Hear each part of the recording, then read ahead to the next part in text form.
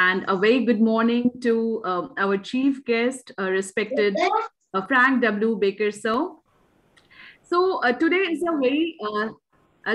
is a very special day, as it's the birthday of Professor Dr. Ramjilal Jahangir, sir, and who has been the initiator and who headed the Hindi journalism in Indian Institute of Mass Communication and served IAMC Delhi for 21 years and worked in Hindustan Times for 12 years.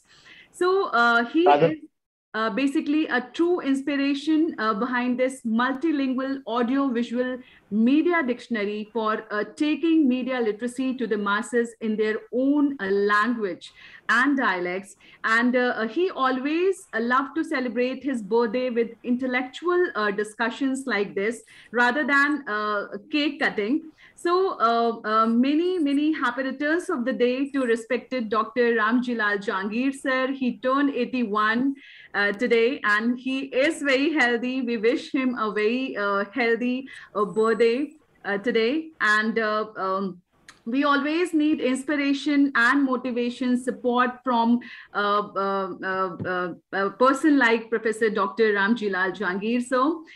So now I would like to introduce our session chair of this international webinar, Professor Dr. K.V. Nagaraj, sir. So he is eminent media educator who is former Pro Vice Chancellor Assam University, Silchar. He is editorial advisor of many renowned media journals, participated in a number of academic activities and still very active, organized several seminars and workshops, guided several doctoral and postdoctoral scholars, written and edited many books. His CV was of 23 pages long, so it was very tough for me what to actually receive and what not. It was quite challenging for me. And recently, sir got Lifetime Achievement Award from Global Media Education Council. So we welcome you, sir. And now I will request Professor Dr. K.V. Nagaraj, sir, to kindly introduce the topic and initiate this dynamic discussion, which is direly required in this digital era. To respected Dr. K.V. Nagaraj, sir. Over to you, sir. Thank you very much, Bhavna, and also all my friends over there in different parts of the world. And also some of them are quite known to me. And first of all, let me welcome Sri Frank W. Baker for this particular event, and welcome you, sir. And then the keynote speaker, Dr. Jagatar Singh. We know that he is an eminent personality in his field, and we would be happy to welcome him for this particular event. Then I have my friends, Dr. Vedavyas Kundu, Dr. Anubhuti Yadav, who are known to me for quite a long time. And also there is one more speaker, Sadhi Pragya Bharati. And in addition to them, I have seen the names of Professor Hemant Joshi and many others who are familiar to me. And I would be happy to welcome all of them to the webinar, international webinar on media literacy for developing countries. Now to start with, I would be happy to invite Dr. Jagatar Singh to make his presentation. Professor Jagatar Singh. Professor Jagatar Singh, sir, is he? I think he has not joined yet. Yes, he is here. He is here. Sir? Can you hear me? Yes, sir. Yes, sir. You are very much audible, sir. So sir, address, I would like to give a brief introduction about our keynote speaker, Dr. Jagtar Singh, sir. Dr. Jagtar Singh, sir, is a former Dean, Faculty of Education and Information Science, Punjabi University, Patiala, and founder, coordinator, Media and Information Literacy, University Network of India. Dr. Singh has guided 14 PhD scholars, contributed 100 research papers, edited and authored 10 books, including UNESCO Millet Yearbook 2015 and 16. He is recipient of many awards, including Commonwealth Academic Staff Fellowship in 1992. Sir has bagged many Excellence Award and Lifetime Achievement Awards as well. His research interest areas includes literacy and information science education, media and information literacy, knowledge organization, digital democracy, and information ethics. Now I will request our keynote speaker to kindly deliver his keynote address. Over to you, Professor Dr. Jagtar Singh, sir. Thank you very much for this brief introduction, Bhavna ji, and a profound welcome and good evening to everyone, all the dignitaries on the dais and the webinar participants. So first of all, I am deeply grateful to the organizers of this webinar for giving me an opportunity to share my perceptions on media and information literacy with you. So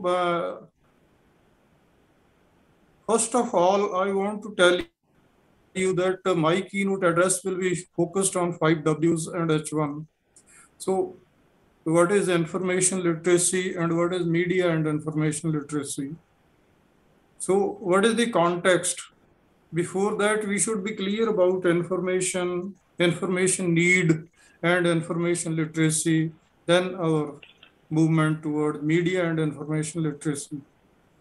See, here I want to underline the need to learn about the domains of information, knowledge, and wisdom.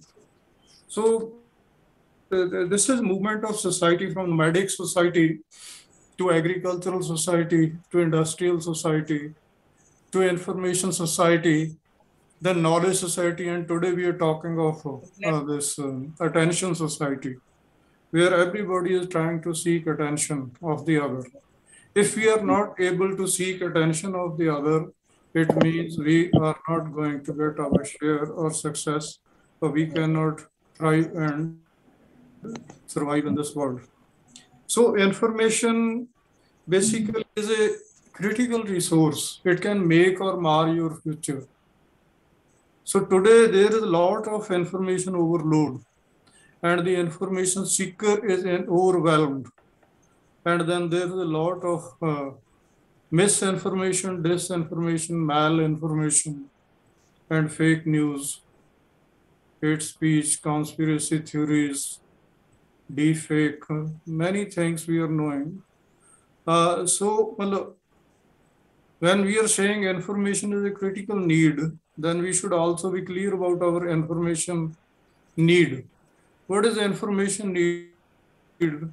I personally believe that it is gap between the explicit knowledge and my tacit knowledge.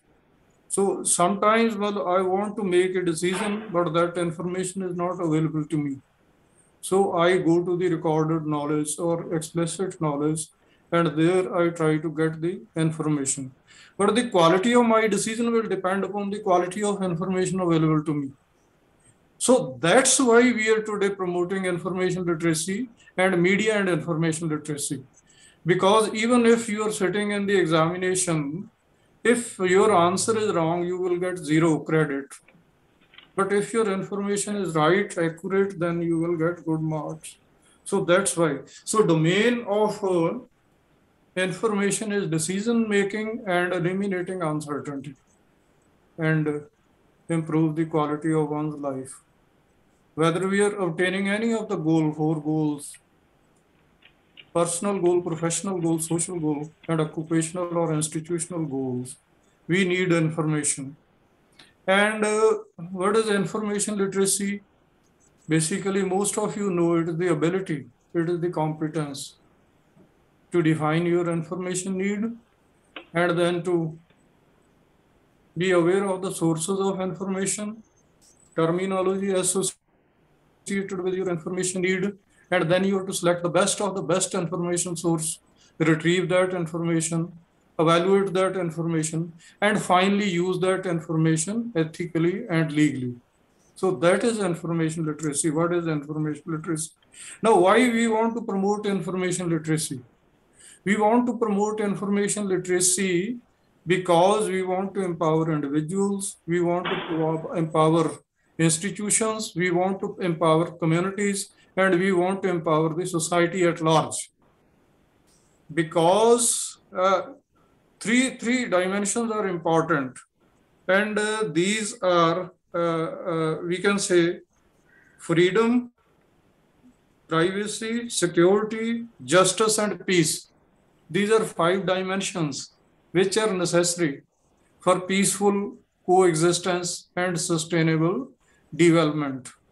So UNESCO is also focusing on it is having Mill Alliance, where it is trying to promote media and information literacy across frontiers, and it has also Milled Unit Win, which is the research arm of the Mill Alliance.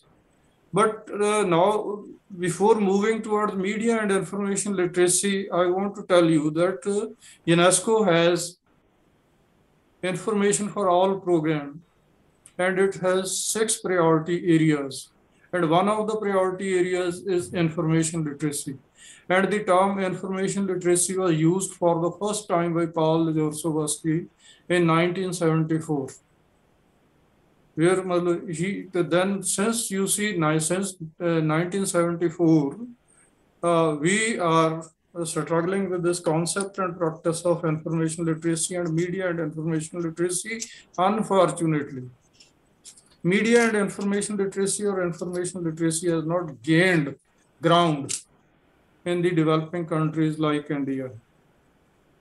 So then, I have seen a very good research on this information literacy that was undertaken by Christine Bruce, which is talking about 7 phases of information literacy. Those are, some people think if they're information technology experts, then they're information literate. Other people think that if they know sources of information, they are information literate. There are other people who say that if we know the process of storing and retrieving information or communicating information, we are information literate. Other people think, other group thinks that if we are able to control information, then we are information literate. And other group thinks that if we can internalize the external knowledge and empower ourselves, we are information literate. And other group thinks that if we can externalize our personal knowledge and communicate with the society, we are information literate. And another group thinks that if we can use information wisely and ethically, we are information literate. In being isolated, all the 7 groups are not information literate. We are information literate only if we have all these 7 competencies. We know about the information technology, about sources of information process, controlling the information, and then internalizing that information to build your strong tacit knowledge, and then to externalize, communicate your research to other people, and then to use that information ethically and legally.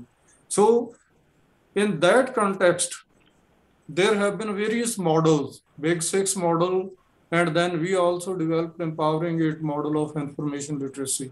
Because time is a precious resource, I will not go into that detail. But now I tell you that today we are not talking of information literacy, we are talking of media and information literacy. Why the UNESCO is using this composite concept of media and information literacy? Because UNESCO thinks, and we also think, that there is a symbiosis between information and media. We need media to communicate information. And if there is information, we need to communicate it. So value lies in use. If you don't use technology or media or information, there is no point in having information and media. So that's why UNESCO is saying that we should promote the composite concept of media and information literacy. And now the concept should have certain learning outcomes. Now, what are the learning outcomes?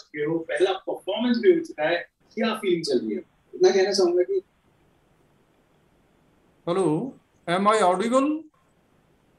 Yes, yes, sir, you are audible. Yes. Yes, So sir. what are the learning outcomes of media and information literacy? Let me first contextualize it. Previously, we were having this mainstream media, print media and other media, which was controlled by, or which is still controlled by governments, politicians, corporate tycoons, and NGOs. Now, if we are to get information from that media, we must be clear about the motive and the conditions under which that media is working. Second is we are having digital media. Information is coming in different formats, and we need the capacity and competence to handle those formats. And third is the social media or the new media. Now, the social media has given a death blow to the traditional constraints of space and time. There are no constraints of space and no constraints of time. You see, everybody is having TV channel on the YouTube. Everybody is tweeting. Everybody is on the Flickr. Everybody is on the Twitter. So it has given a fierce competition to this mainstream media. So that's why now a lot of information. See, when we are talking about commercial media, there is control. Professional people are there. But now citizen journalism is there on the media and information, this social media. So there is no control. Without verifying the information, we are disseminating that information. So there comes the concept of misinformation, disinformation, and this malinformation. Now, misinformation is wrong information spread innocently without any intention to harm other person or the other community. But disinformation is done spread with malified intentions. And then malinformation is when you remove the context and distort the content. So then fake news is also there. So that's why I'm saying we must be, don't take any information on face value. Always doubt information and develop your capacities. So when we are talking about that competence, see, when I see in my this last 15 years of work on media and information, I see there is a diametrical opposition between. On the one side, there is information overload, and on the other side, there is a capacity deficit. So media and information literacy is to address that capacity deficit. So that's why today's topic is promoting media and information literacy in developing countries. And there we have two expert speakers. One, Dr. Anubhuti Yadav, I think she will be explaining more on strategies to promote media and information literacy. And then I have Veda Vyas Kundu, my friend. He is perhaps going to speak on media and information, using media and information literacy for promoting intercultural and interreligious dialogue. Because we are living in a composite society and we are living in a pluralistic society where respect for difference of opinion is very important. So now what technology has enabled us, what media and information literacy is enabling us, it is we are to look beyond sustainable development. We have the 17 sustainable development goals, but we are to look beyond the sustainable development goals. What is that? That is human development. And we, media and information literacy, should focus on. That is human development, and media and information literacy should go out of the way to bridge the information divide and the digital divide. And that can be done. At the top, there should be policy and strategy guidelines. And at the bottom, media and information literacy must be placed under the core of instruction. And that core of instruction starts with the school level, up to the college level, and then up to the university and research level, then across frontiers. When we put any concept or any term on the left side, it becomes that information literacy. Supposing we put health, it becomes health information literacy. If we put agriculture, it becomes agricultural information literacy. If we put on the left side concept environment, it becomes environmental information literacy. If we put financial, it becomes financial information literacy. So we are to focus on information literacy, we are to focus on media and information literacy, and we are to focus on domain-specific information literacies. So that way we will be building the capacity. And then we are also to bridge the gap between the information rich and the information poor, elite institutions and non-elite institutions. So that can be done at policy and strategy level, governments at national level, and NGOs at international level, and these state governments. Well, these should also develop these policies.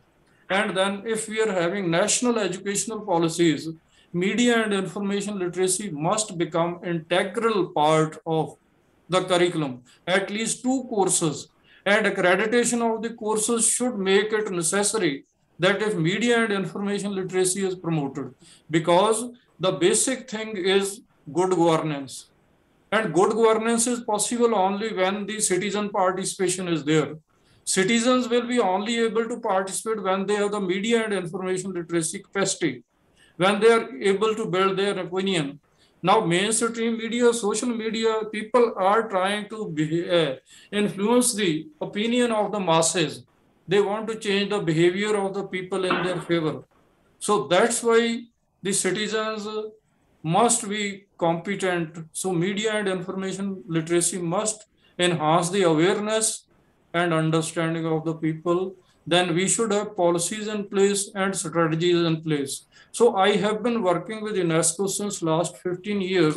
Now what UNESCO is doing, at the top it has Mill Alliance, which is promoting media and information literacy awareness and understanding across frontiers in the globe. And second, it has Millard Uni Twin, which is Millard University Network. So that is promoting research on media and information literacy. Then UNESCO has Mill Week Feature Conference and Youth Agenda Forum. So it is happening, it's taking place every year. This year it was online, but at Pretoria, people were also participating, and the topic was media and information literacy for public good. Then it has a media and information literacy curriculum for educators and learners. I was also one of the authors of this document. This has been released and is available in PDF form on the internet. Then it has also media and information literacy policy and strategy guidelines. Then it has also Mill Clicks. Then it has also Mill MOOC. So UNESCO is doing a lot. And in India, to partner with UNESCO's programs, we have Media and Information Literacy University Network in India. So now I will not elaborate much on this. See, IFLA, International Federation of Library Associations and Institutions, also have a program, that is FEFI. FEFI is freedom of expression and freedom of access to information. So nobody, whether it's education, health sector, or the participation in decision making, nobody should be left behind. So the people will participate only when they feel empowered. So media and information literacy is a tool to empower people across frontiers and vertically and horizontally. Vertically means from school. I think two things are very important. Parenting. When a child is born, parents have a lot of role to crystallize the personality. Then schooling. So media and information literacy should start with parenting, and then it should move into the school, then to the college, then to the university, then across frontiers. We can say 17 development goals. But sustainable development is possible only when there is a human resource development. And for human development, we need media and information literacy, and then to promote lifelong learning. Now there is a paradigm shift from teaching to learning, and there should be Three independent learning outcomes of media and information literacy. One is critical thinking. Don't take any information on face value. Have evaluation skills and try to find the truth behind the story and the motive. I'm not talking about the reason. I'm talking about the motive. So motive is invisible, but reason is visible. So when somebody is spreading fake news, what is the motive of that person? We are to decode that motive. And that motive can be decoded on with the help of competencies, capacities that can come through information literacy and media and information literacy. And that is the first learning outcome. Even our educational system should be learning outcome based, choice based. There should be freedom to the students or the information seeker or the learner. So this is critical thinking and evaluation skills. First learning outcome. Second learning outcome is independent learning, responsible learning. But a teacher is not to teach all the time. Students should learn. So then they should have technology knowledge. They should have knowledge of sources of information, how to control information, how to process information, how to use that information ethically and legally. So that should be. Once a student were telling me, I said, why you are copy and pasting that material as your own? He said, no teacher has taught us that it is a wrong thing. So it means there is a gap in our teaching system. We must make aware of the people ethical issues and legal issues. And also then we have to build their knowledge, their skills and their attitude in favor of media and information literacy. Once again, I think we should look beyond the classroom.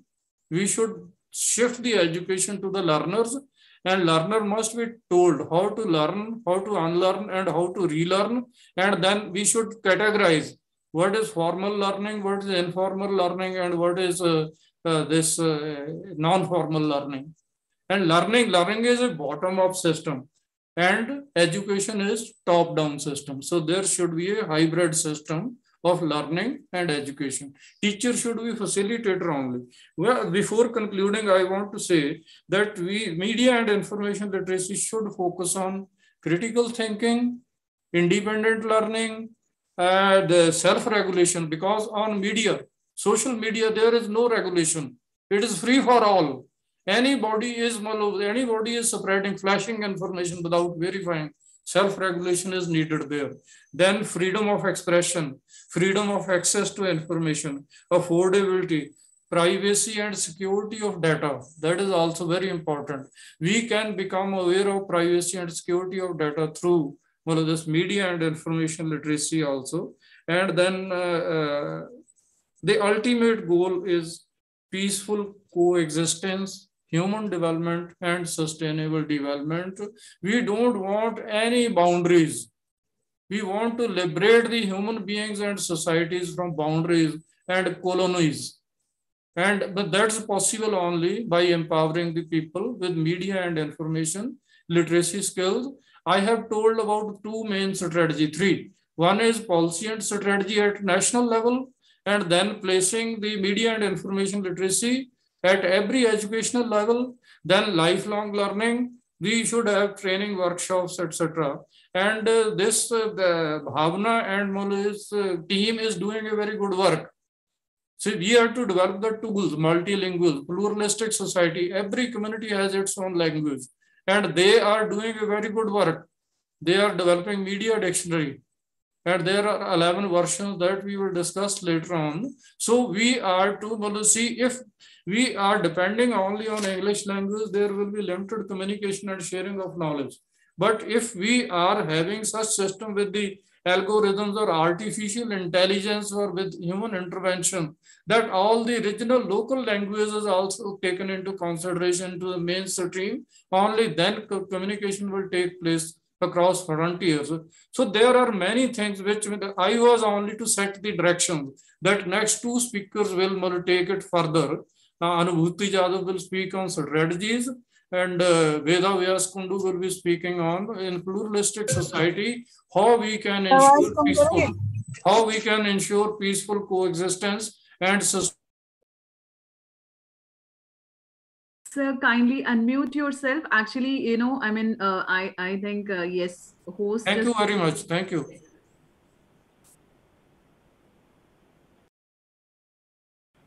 Thank you so much, sir. I mean, you raised several valid points like what actually information literacy is, and because we really don't understand and what are various aspects of it, and how these strategies can be planned on governmental basis and in curriculum also how we have to weave this, and then lifelong learning experiences we have to share, and what could be the role of digital media platforms and media in enhancing and disseminating information.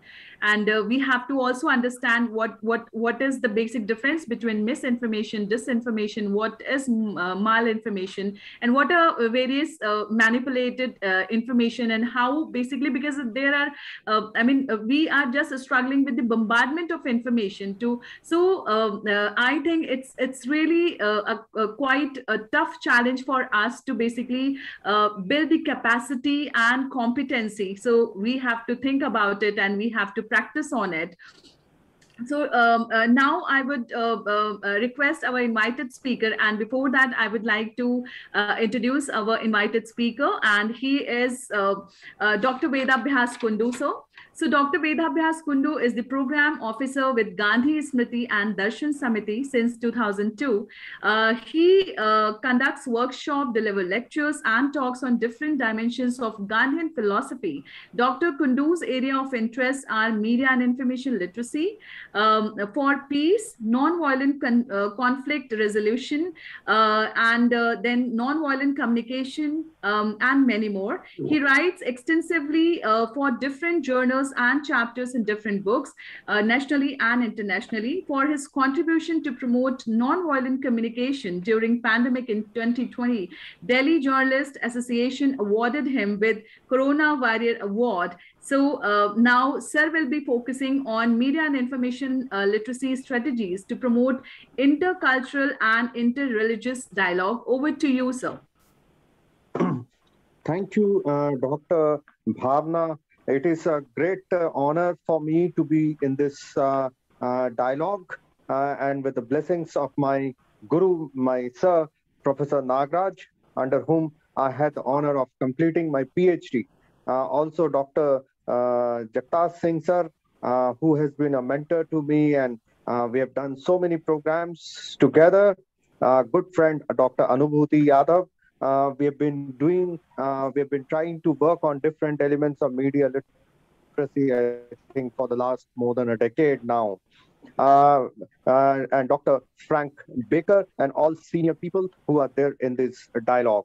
It's a great honor. And as Jagtas sir, in fact, called me up some time back before the program and told that you must focus on the whole idea of how you use media literacy for peaceful coexistence. Incidentally, sir, when I was, my title of my PhD was also the same, use of media literacy for promotion of peace, and that was specifically focused on children. Here, I will like to share with you, almost a little less than a month back, I was doing an interesting international e-dialogue with one of the universities in Bangladesh, University of Liberal Arts, Bangladesh, where we were talking about how the importance of non-violent communication in the study of media education at a global level.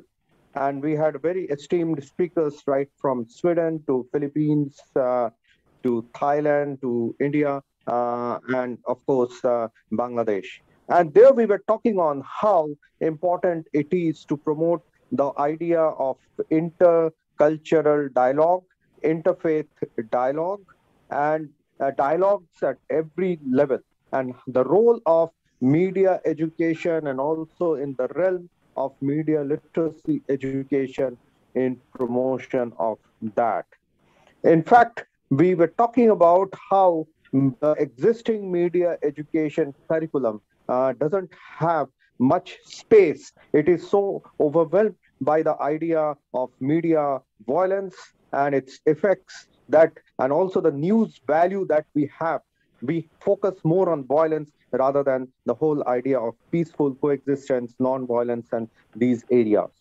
In that context, I feel that there needs to be a global initiative to promote this whole idea on how we can integrate, how there needs to be space, and how young people especially needs to be oriented towards use of the strategies of media and information literacy to promote a culture of peace and non-violence. Extremely critical. Let me quickly point out in, say, we can say in bullets on what are the different ways that we can do these, the various ideas. I'm here focusing mostly on how we can incorporate these ideas amongst young people and make it into a mass movement. I remember there was a very interesting area, the small little journal coming out from Indonesia, children's newspaper. They did actual work on using this peace journalism magazine, this journal magazine, to create interfaith dialogue in their own area. There, in fact, I remember reading quite a very substantial writings from UNICEF and UNESCO on this particular interesting initiative. Similarly, what we can do is, here in this case, what we can do is motivate young people to create critical understanding of use of media literacy for peace. In fact, I remember when I have been doing many of these workshops on media literacy, especially for young people, we show them some of these interesting, very, very violent cartoons and things like that. Say, for instance, we show them this whole thing of Ninja Turtle. No, those Ninja Turtles, they were going on a killing spree. And what we do is, then we ask these students to, reflect and try to understand, try to come up with non-violent alternatives.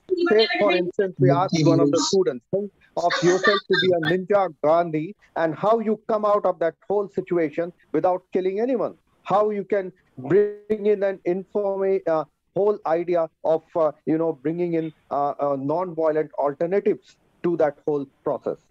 Similarly, why not in media literacy education, we try to involve students to develop a critical understanding of the communication strategies used by many of the peace apostles like Gandhi, King, or even in the present situation, like you say, Mandela, Kenneth Kaunda, Nkrumah, many of those international people across the world who have been using the nonviolent alternatives. How do we develop critical understanding of the communication strategies that were used by them, and that can be involved in the media education, media literacy classes?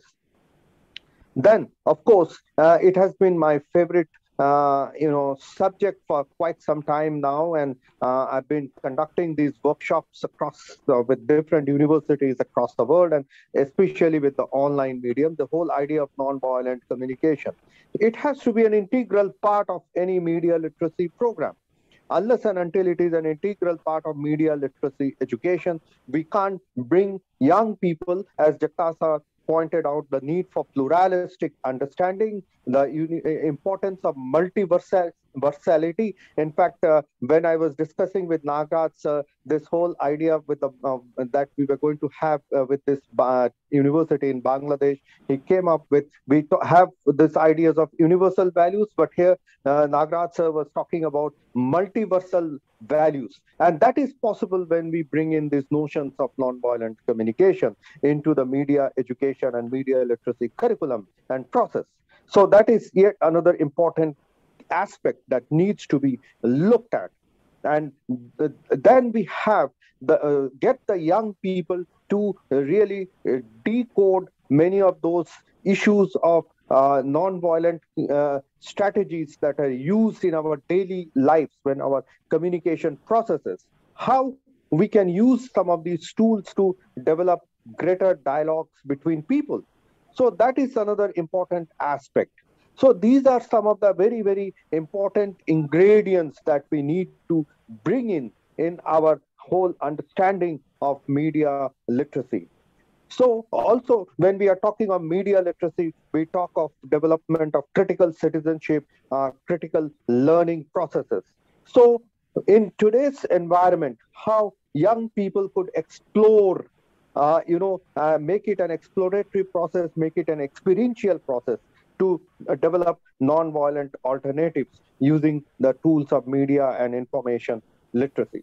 Like I remember getting these young people to, use their understanding of information literacy to find out how basically how they can use some of these information to develop have a develop a whole campaign to against hate speech online. I remember doing this whole session on use of non-violent communication for development of and use of the tools of digital literacy for combating hate speech with the students of Spain. Then I remember this group I was working with in Cameroon. And this lady was talking, one of these senior journalists was talking about how she wants to use some of these tools to counter these essence of hate speech. In the context of increasing problems of issues of hate speech and hate narratives across the world, and we are in a post-truth era. The whole idea is how we can develop alternatives. Simple ideas of media literacy can't be used. I remember reading this beautiful book by Torino and Varis on media literacy and new humanism, published by UNESCO, and they list out those 4 or 5 objectives of media literacy in the 21st century, and it talks about the importance of peaceful coexistence, dialogue, and these are some of the important objectives. So for this, we need to develop these ideas, and there are so many ways in which I think we can do. And our media literacy, also an important aspect of media literacy education is that it needs to be inclusive. Inclusive means bringing in, basically it needs to be reflected for all sections of the society. Unless and until we do that, it will become just for few people. That means, for instance, it needs to accommodate the whole objective use by persons with disabilities, for instance. I am helping one student, a colleague of mine, to do a PhD on media literacy for for children with visual impairment. Unless and until these are the new areas of media literacy education we need to do work, but the whole overarching goal, as I feel, needs to be an inclusive media literacy, which actually focuses on the ideas of pluralism, multiversality, and also importance of how we can promote the whole culture of peace and non-violence using these strategies. Otherwise, it will be either be corporate driven, or it could be focusing on different vested interests without really getting into the thing of what we really want in that. And as the world is hungering for peace and there are so much of conflicts, I think essence of media literacy education has to promote mutual coexistence in its true sense. We could have further talk on that. Thank you for that. Thank you. Thank you so much, sir, for this enlightening session and focusing on that how important it is to inculcate non-violent communication, peace communication in curriculum, and we have to sensitize people towards it. And I very well remember, like, term 19 of Media Dictionary was non-violent communication, which I explained it in Hindi. And when I was explaining or adding that term in Media Dictionary, I mean, I could remember your face because you have worked in this area a lot. And thank you so much for this addressing. And now I would like to introduce one last point. Yes, the initiative to integrate media, non-violent communication in media and journalism studies. There is this university in Lucknow, the Khwaja Moinuddin Chishti University. They have now introduced it as part of their graduation and the post-graduation course, one paper on non-violent communication. And also, I remember beautiful work done by this University of Liberal Arts, Bangladesh, this year itself, of course, yes, on various, as part of their media production, assignment to the students. They asked all the students to develop whether documentaries or advertisement campaigns or PR campaigns or making of various products under development communication or comics or cartoons. Every aspect they ask their students to integrate some of the elements of non-violent communication. So these are the actual work done by various mass communication departments around. And I really, if I could share those beautiful products, media products made by the students of this university, you'd really be overwhelmed. Like some of the blogs they had written, a newsletter that they had developed. It was really brilliant. I think many of the media studies department across the country and globally could experiment with such ideas. That's what I wanted to say. Thank you. Thank you so much, sir. And now I would like to introduce our other invited speaker, and she is Dr. Anubhuti Yadav, ma'am. And Professor Dr. Anubhuti Yadav is head of the Department of New Media and Information Technology, course director, advertising and public relations in Indian Institute of Mass Communication, IIMC, Delhi. She has a vast experience in teaching and research. She is leading expert and an active promoter of media literacy in India, and undertook various projects to promote digital and media literacy education in India. She is recipient of many awards. She is co-author of Media Literacy, Key to Interpreting Media Messages. So now I would like to invite Dr. Anubhuti Yadav ma'am to kindly focus on strategies to promote media and information literacy in developing countries. Over to you, ma'am. Thank you so much, and very good evening to all the experts present here. And in fact, before I start with my address, I would like to compliment Bhavna for organizing this webinar on a very special occasion. Today is Professor Jangid's birthday, and there cannot be a better tribute than this for a professor that, a student of his is organizing a webinar on this very special day of his. So congratulations to you. And another very important thing, and I would like to compliment her, is for her project on media dictionary. In fact, we've been talking about media literacy a lot. We've been, talking about this issue in conferences. We were writing paper, but I think this is one initiative wherein, she has taken media and information literacy to the grassroots level. And that was something which was much needed at this point of time, because as Professor Nagraj also said, Professor Jagtar has also mentioned that we have to take this beyond the classroom. And I think she has done that. So now, of course, like I was given this responsibility to talk about, the strategies when we talk about media and information literacy. So there are certain things which I would like to focus on here is that, when we are talking about media and information literacy, and of course, like Professor Jagtar Singh has also talked about it, and Professor Nagraj towards the beginning, he mentioned that the most important thing is that, we need to develop those MIL competencies amongst citizens. And when I'm saying citizens, I think this is something which we have to keep in mind, all of us, those who are working in this space, that it's not only, limited to students who are there in schools or like, students who are, studying in colleges and universities. We have to take this, beyond that. Professor Jagtar Singh talked about parents. I think, that's a wonderful idea wherein, if parents are trained, definitely they can talk about, this very important issue, with their children. We also have to take this to, the other people also. Say, for example, elderly, people, and we have seen at the time of the pandemic how, a lot of people were falling for the misinformation, and especially like elderly lot, they were receiving a lot of WhatsApp messages related to, COVID-19, that, you have to consume this. So, they were falling for that misinformation. So it should not be limited to the student community. I think we have to take it beyond that. Each and every, person has to be media and information literate. We used to talk about, literacy a lot, and there is a lot of focus on literacy, but that's absolutely fine. That was the time when if a person was able to read and write, we used to term that as a literate person.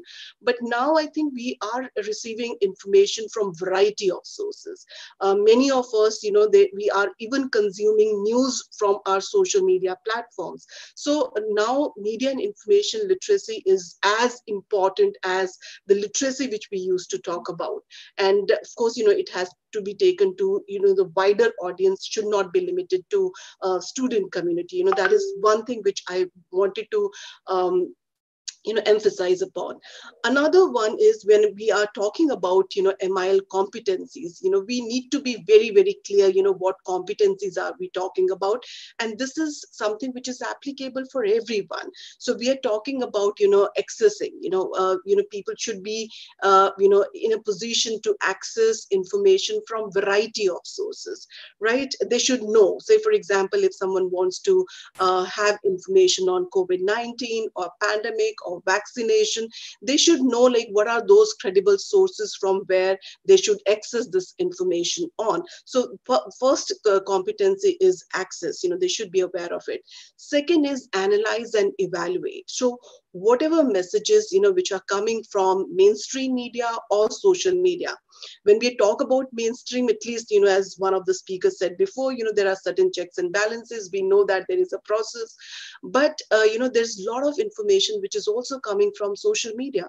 So one needs to analyze, that particular content. And in fact, like one thing when we talk about media and information literacy is, and in all our workshops, that, all media messages are constructed. Someone is constructing that message. And when someone is constructing that message, definitely some elements of bias would be there in that. So we have to take information that way. So when we are talking about analysis, who created this message, why this message was created, what is it in this message which has been omitted, what is it in this message which has been included. So these are the questions, people have to ask, when they are consuming content. Another very important thing, when we talk about competencies are creating. We all had sessions on how to write letter, how to write paragraph, when we were kids. But, we never had any session. And nowadays, when we talk about younger generation, how to write a good tweet or how to write a good Facebook post. This is something which they are doing every day. And, they've not been trained in that. So creating media messages, wisely, constructively, that is also, we need to tell people. And there are a lot of scopes which I'll be, talking about in detail, how we can do that.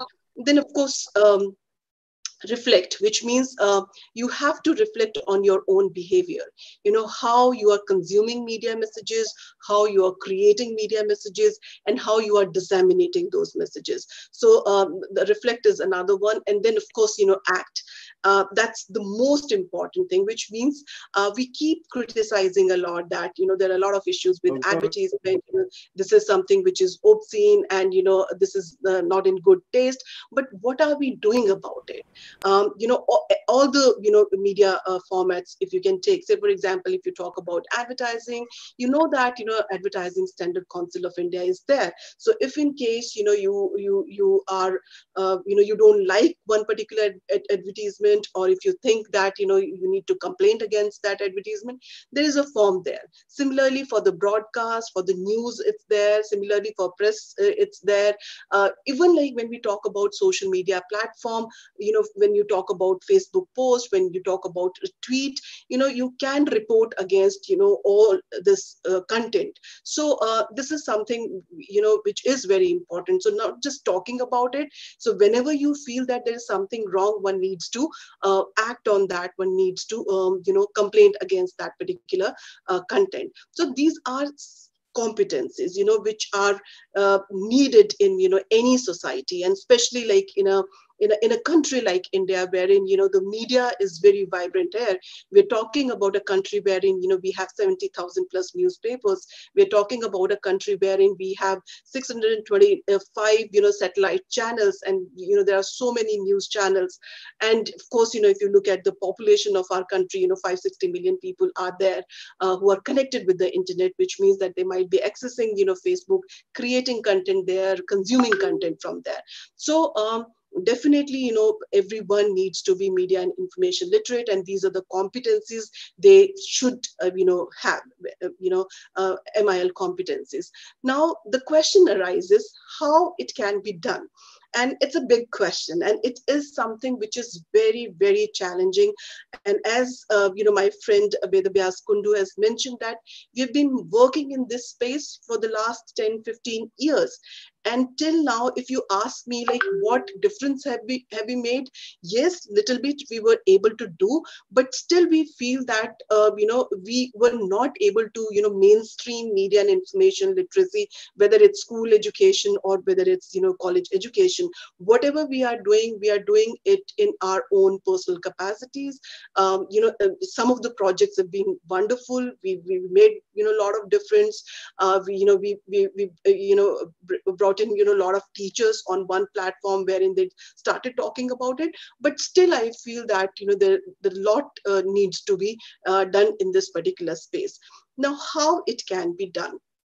The first and the foremost thing is that when we talk about MIL policy and strategy development, we have to coordinate and harmonize this with, other policies. We do not have MIL policies as such, right? So what policy do we have right now, and how can we integrate media and information literacy with that particular policy?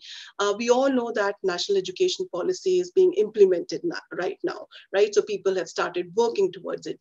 And if you read national education policy, on number of pages, the critical thinking is mentioned there, right? So we think that taking that as a clue, we can, integrate media and information literacy there. Another very important thing, and another very important point which is mentioned in national education policy, is that you have to involve young people in constructive public engagement. And I'll just give you an example for this. What we did at IMC, and especially like what we were able to do with our advertising and public relations students. So last year, of course, like because of pandemic, the entire course was online. There was some sort of apprehension among students that whether we'll be able to learn the way we used to learn in offline classes. But we felt that that was a sort of an occasion wherein it also gave us a lot of opportunity to do different kind of work. So the one thing which we did with our student was, as we know that they're scattered across the country, so I said media and information literacy is part of your curriculum. And of course, like we conducted some classes for them on media and information literacy. But after that, I told them that, you do not have to stop here. We have conducted from our end, one workshop for you people. Now you have to take it to the grassroots level. 77 students, and they were told that each student is going to train around 30 students, right? And across the country, they conducted those 77 workshops on MIL, and the choice was entirely theirs. I said, if you want to do on information literacy, if you want to talk about cinema, if you want to talk about media literacy, if you want to talk about news literacy, it's entirely up to you. But when you prepare your deck, you'll show your deck to us, we'll approve it, and then you'll take it to the field. And they did that.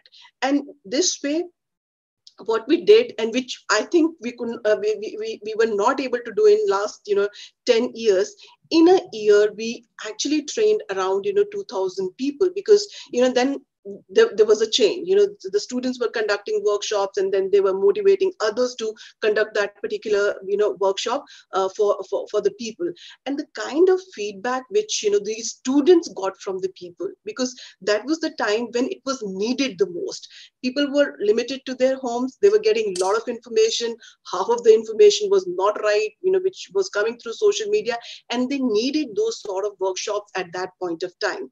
And, and students were also very overwhelmed. They said that, ma'am, I think we've done this thing at the right time. And in fact, I also felt the same.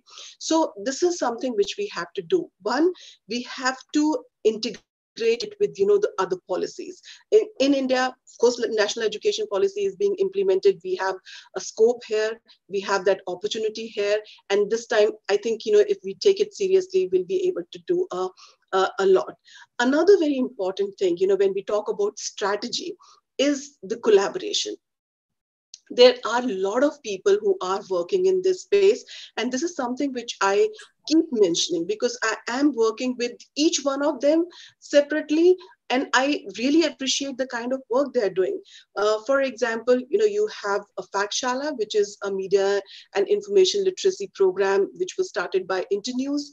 Then, of course, like Data Lead started with, in collaboration with BBC, they started with, Young Filmmakers program.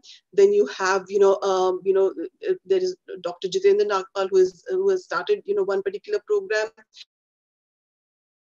Then, of course, Vedavyas is doing a lot of work. Gandhi Smriti is doing a lot of work on nonviolent communication. Bhavna is doing, a lot of work, when it comes to media dictionary. We have media and information literacy in, India Network. As part of that, we are conducting those training programs. Professor Jagtar Singh is doing, a lot of work. So which means that there are number of, organizations, individuals working in this space, but somewhere I feel that, all of them, they have to get together, maybe like once in a year. We need to see, like, what other people are doing. We also need to have, one consolidated plan, right? Because right now, we all are doing in our own individual capacity. If we really want to mainstream this, we have to take, all the work which have been done by all these individuals, organizations, to the government, so that, they should take a note of it, that, a lot of work is happening in this particular space, and they should also give some importance to, this very important issue, which has not been given till now. Another work which we are doing right now, because the speakers were talking about, taking it to the schools. Of course, like we had taken it to the schools in number of ways. Some of the strategies worked, some didn't work. That's absolutely fine. When you introduce something new, I mean, it's not always necessary that everything will work. So of course, like in the past, we introduced media studies as a subject in 11th and 12th. It might not be that successful, because that the focus changed. It's not media and information literacy. It's just like training these students so that they can have career in media. But we also started, media clubs in school, which was a successful thing. Wherein, students, they actually started,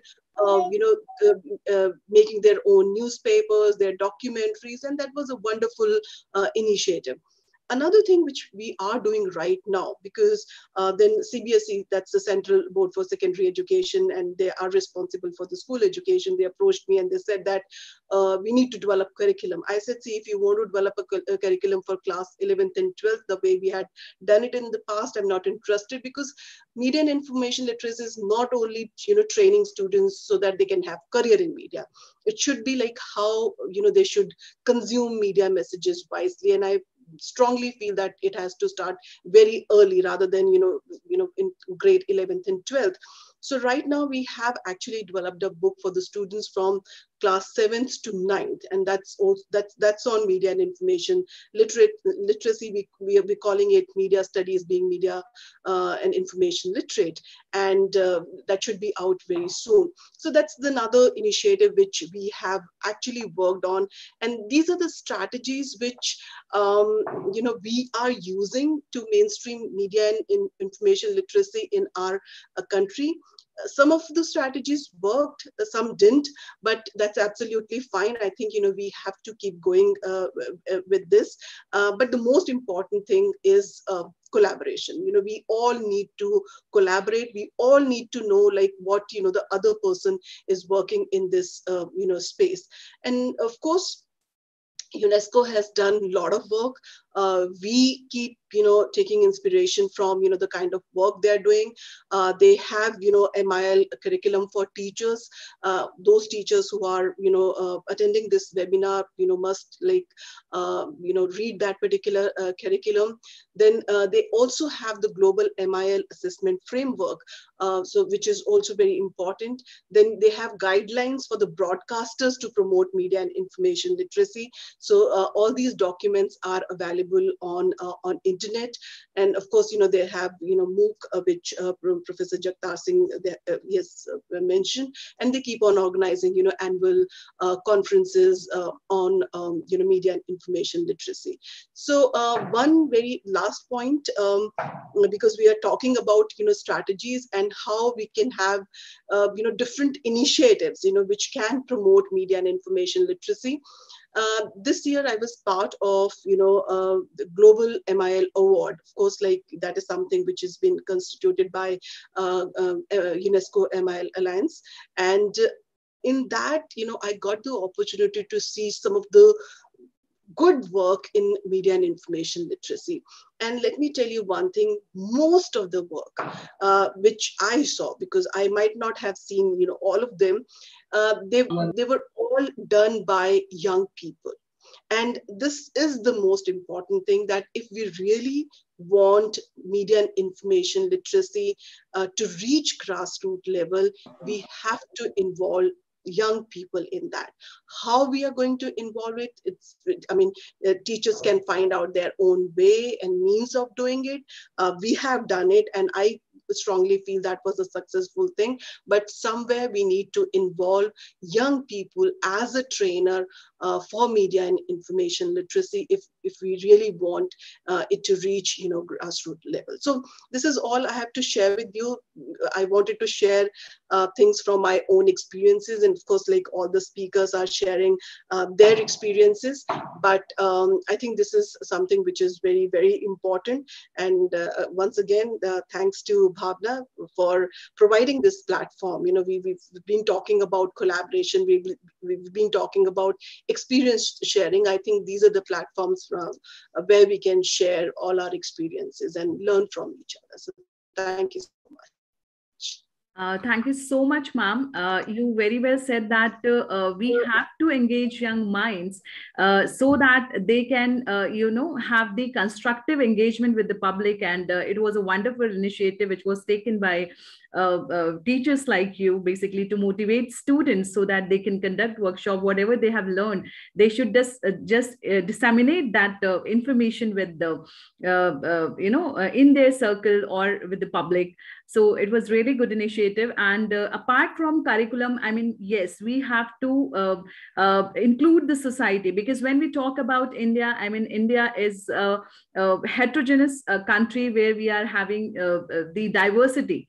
So, and if I talk about if the formal education setting, so only 24% of the population of India is being covered in the formal education setting. What about the rest 76%? Because all are influenced by media. And media influence, persuade, manufacture consent. So it is very important to make people sensitized and help them to understand, have the better understanding of media. So thank you so much on focusing on strategies we require, and the collaborative association and efforts, we are doing at our level, and that association is really required. Now I will introduce our chief guest, Mr. Frank Baker, sir. So Mr. Frank W. Baker is a media literacy education consultant in US. He managed the Media Literacy Clearinghouse educational website. He has taught media literacy to K-12 teachers for more than 20 years. Sir is the author of 4 books, and more recent of which is Close Reading the Media Literacy in the K-12 classroom in 2019. His lifelong work was recognized by UNESCO with the Global Alliance for Media and Information Literacy honor. He writes regularly and the blog called basically www.middleweb.com. So now I will request our chief guest to kindly address the gathering, and then later on to launch our 11th version of Media Dictionary. Over to you, sir. Thank you very much. Good evening to everyone. It's another honor and privilege to be with you from the United States, where it is Sunday morning. I can't tell you how much I enjoy listening to each and every one of you, because I have learned so much from you. As you may already know, that I've been involved in media education for many, many years, but my main focus has been the classroom teacher. And so I wanted to tell you a story.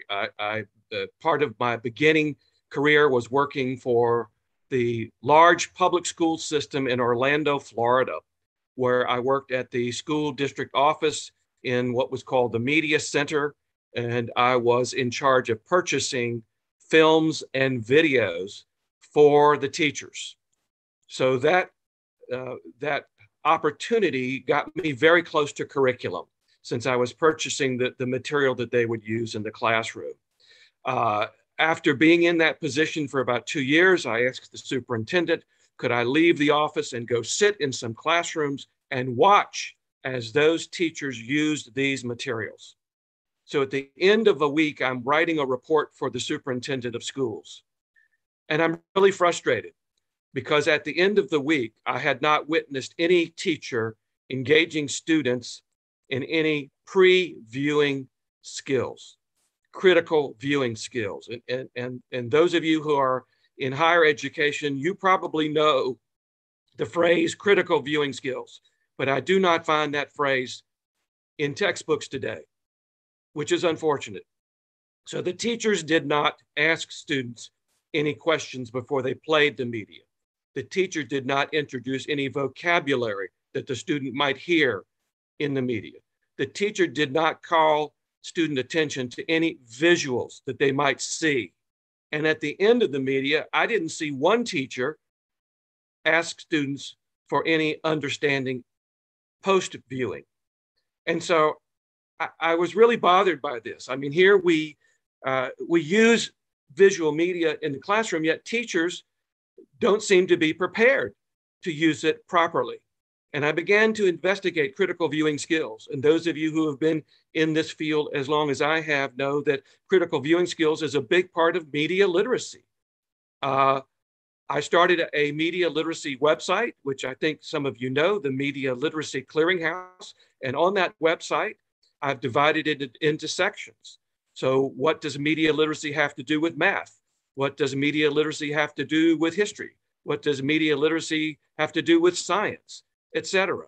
My own background found that media literacy was strongest in the teaching standards in the United States for what we call English language arts, teaching students to read. Even today in 2021, those teaching standards remain print-centric. For the most part, they don't acknowledge that today's young people get information from visual media. I wanted to share with you, I'm so happy to hear the speaker talk about media literacy in nonviolent settings. Hopefully, you all know the name John Lewis. I'm going to show you a picture. The late congressman in the United States, who was actively involved in the civil rights movement alongside Dr. Martin Luther King. If you don't know the name John Lewis, I'm going to recommend every one of you look up John Lewis, because before he passed away, he partnered with a graphic novel publisher and illustrator to create his story. This is book 2, called March. John Lewis has spoken many times, and what he said was, Dr. King also spoke to students. And what did Dr. King do? He brought comic books. He brought a comic book. And in fact, there's a comic book about Dr. King so that he could reach students with that visual medium. And so March is a graphic novel. I don't know how popular they are in India, but in the United States, the graphic novel in the school library is the most common format that's checked out. So I want to throw out to all of you all, have you considered creating a graphic novel about media literacy that could reach and teach those young people? And I want to go back to my own book, Media Literacy in the K-12 Classroom.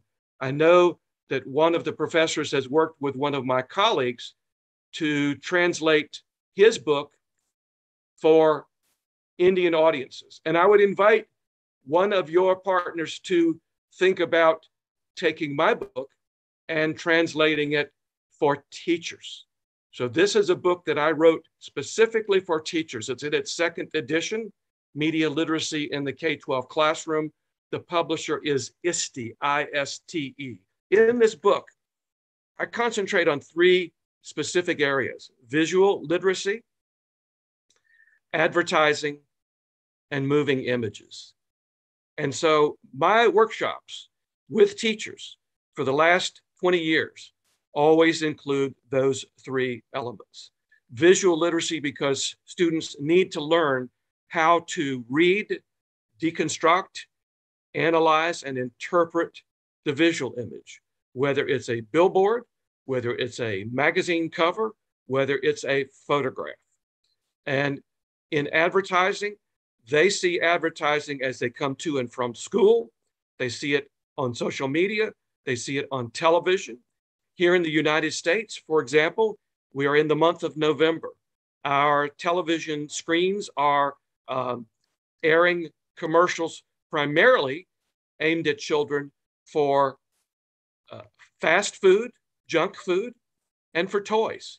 As we get closer to the holiday season, those young people will see toys advertised, and they will go to parents and grandparents and say, this is what I want for Christmas. And parents will buy a toy based on a 30-second commercial, a commercial that might be deceptive. In fact, I did work with a classroom years ago, and I used the word deceptive. And a young lady raised her hand and said, Mr. Baker, what does the word deceptive mean? I had used the word and I had not defined it. So I said to the teacher, please add that word to your vocabulary list. And so I think that's very, very important, advertising. So I use print ads in my workshop, and I use moving ads, commercials. And I have all of this material on my website. How do we help teachers feel more comfortable teaching with and about media? Because it is my experience, ladies and gentlemen, as these teachers go from college into the classroom, the colleges of education are not necessarily teaching them critical viewing skills, how to use that media properly, how to get students to understand what's the purpose of this media. Is there an underlying agenda? What techniques is the producer using that make me believe something? And the last part of all of my workshops, of course, is moving images. And here I'm talking about film, because teachers use film and students watch movies. And I really want to engage them in what I call the language of film, or the language of moving images, that movies are also texts designed to be read. But then again, most teachers have not had any training in how to adequately teach film. So a lot of film use is misused. So how do we reach the masses? I want to share with you a campaign slogan years ago by the milk industry. I don't know if you remember this one. Got milk, it said. Well, I changed it to say, got media literacy?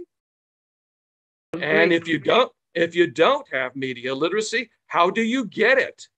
So we ask a question and we hope our audience will respond.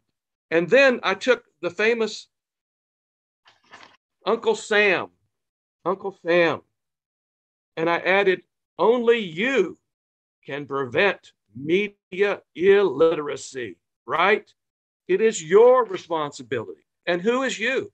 You as the parent, you as the teacher, right? All of you all.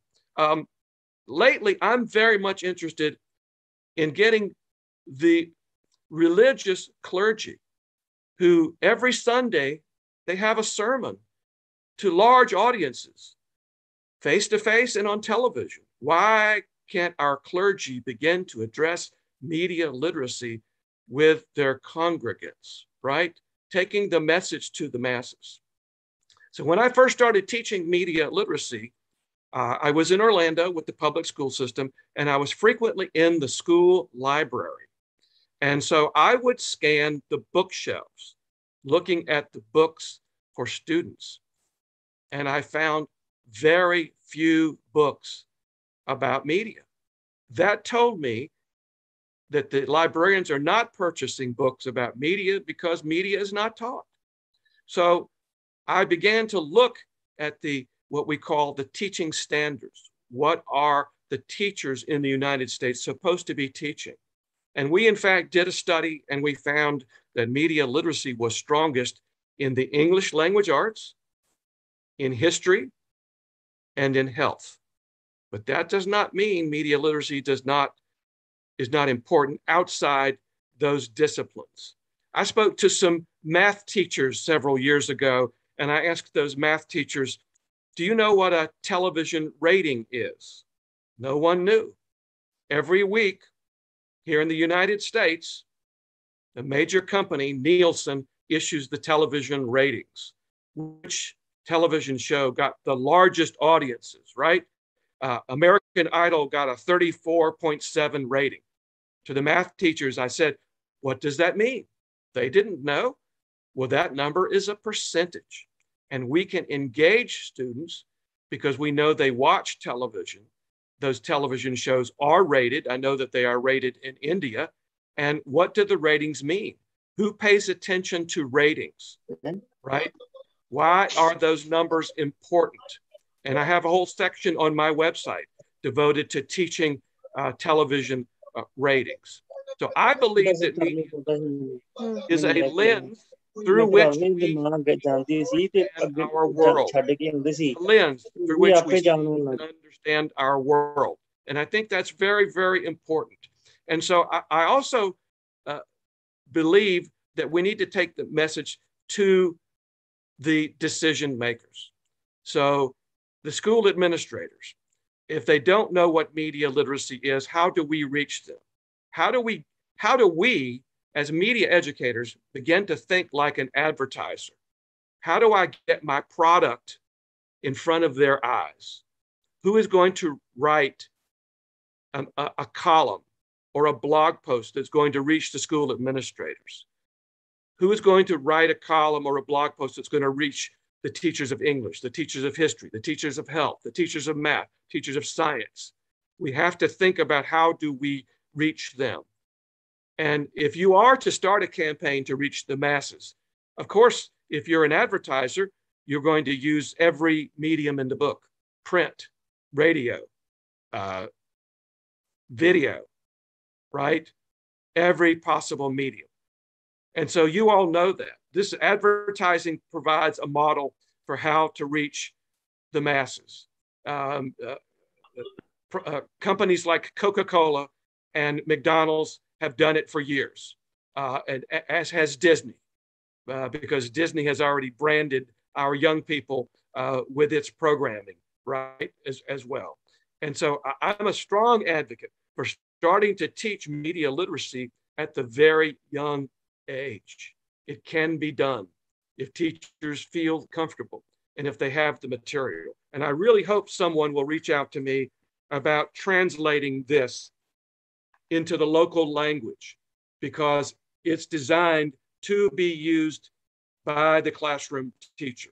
You know, nothing would please me more than to see my book being used by teachers. But more importantly than all of this is teacher training. Teachers have to be comfortable with the subject matter. So if a teacher uses a photograph with students, they need to be comfortable teaching how to infer information from what one sees, not from what one reads. If a teacher uses a film or video in the classroom, obviously they're using that material to support instruction, but we need to go deeper. We need to go much deeper. And my book and my books and my website provide a starting point for educators. And I applaud each one of you who are listening and watching here today, whether live or archived. Every one of us has a responsibility or even a niche. So I would say, what is your niche? What are you doing to help folks understand media literacy? Now, I've not talked about information literacy because honestly, I believe those two are separate and different. Yet in the past few years, organizations have put the two together, and I'm not a supporter of that. My colleagues in the school libraries who teach information literacy do not teach media literacy. That's just a fact. And I'm frequently talking to the information literacy librarians about media literacy, trying to raise awareness and visibility for media literacy. And that is the challenge. In the United States, there are 50 separate states, 50 separate departments of education. And I can tell you, for the most part, media literacy does not exist in the schools here. There are elements of media literacy. And there are teachers who know they must teach students to be critical thinkers of media. So teachers, despite the teaching standards that ignore media literacy, they know, I don't want this child to leave the classroom unless he or she has the skills and the knowledge and the abilities to think critically, to ask questions. Who created this? Why did they create it? Who benefits? Who's making money? All of those kinds of media literacy questions. In fact, I'm an advocate for taking those media literacy questions and enlarging them into a poster and installing them in the classroom, getting students accustomed to asking those questions. I'm also telling librarians, I don't want to forget about you. Those information literacy questions, which have come back since fake news, those are also important. Why not post the information literacy questions adjacent to the computer in the school or at home, where students will see those questions? How do you know this is reliable? And I haven't heard anyone so far use the word verify or the word verification. And I'm here to declare that verify and verification ought to be the one thing that we all begin to stress. Not enough people are verifying what they consume. They believe it without question, and we've got to emphasize how important verifying is in our world. And so those of you listening to me today need to verify everything that I've said. So do your due diligence. Look into what I have said. See if it matches what you have already heard from your professors, because we, believe it or not, we are all on the same page. We all have the same goals and objectives. And it's a complete honor for me, ladies and gentlemen, to have been invited by Dr. Bajmc to be a part of this very important event. And so if you want to, you can find my email address on my website. You can email me any questions that you have. I would invite you to follow the Media Literacy Clearinghouse on Facebook, and you can follow me on Twitter. I put both informations into the chat a little bit earlier. So it's an honor and privilege to be with you, to share with you, because I think this is important. And if I know all of you all, this is not the last time that we will be connected. We will continue the conversation because we have so much work to do to educate the masses. So let me thank you all again for this opportunity, and I'll turn it back over to you all. Thank you so much, sir. Thank you so much. And you very well said, sir, that, I mean, we have to train teachers so that they can teach students in well manner. And that is very important. And you have a very long experience in teaching teachers and training them.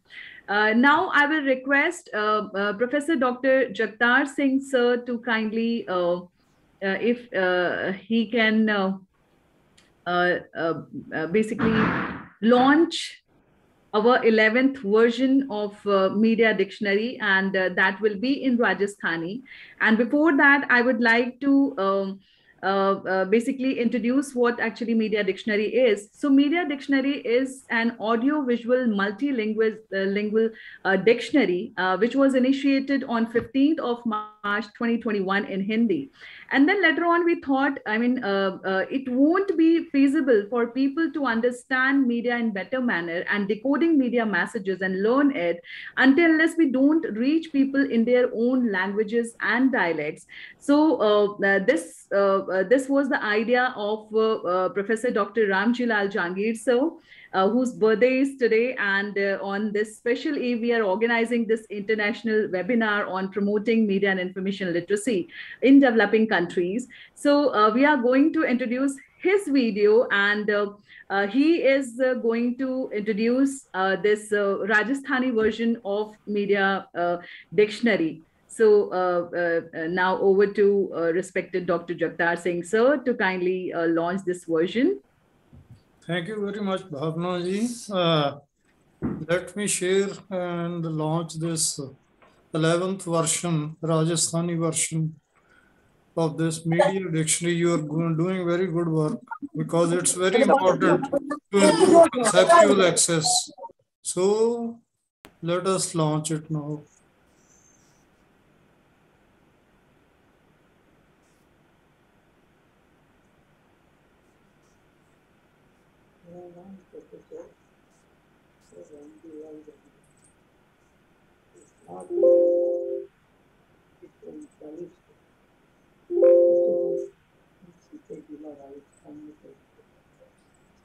मैंने सारे साल Hindustan times समूह में काम किया। उसके बाद 25 साल भारतीय जनसंख्या संस्थान में 160 रुपये की प्रचारण और भारत के सभी राज्यों और संघ क्षेत्रों के युवा पत्रकारों को। आज मैं राजस्थान में एक नई योजना के बारे में बताऊंगा। एक इंदौर में प्रेस्टीज इंस्टीट्यूट उसके पत्रकारिता विभाग की अध्यक्ष हैं प्रोफेसर भावना।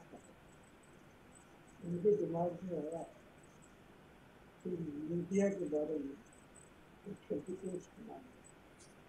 उन्होंने मुझसे संपर्क किया, इस विचार को आगे बढ़ाया।